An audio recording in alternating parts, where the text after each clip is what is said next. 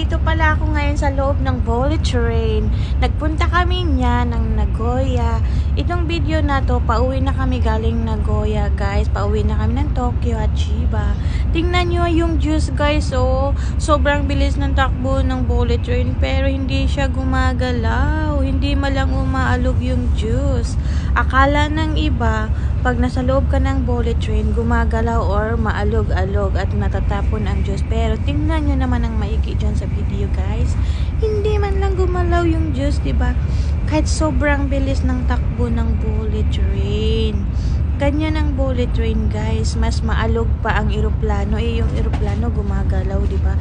Pero sa bullet train, hindi mo maramdaman na gumagalaw siya kasi sobrang bilis talaga ng takbo niyan, guys. Isipin nyo, from Chiba to Nagoya, siguro abutin kami ng 12 hours to 13 hours pagpahinto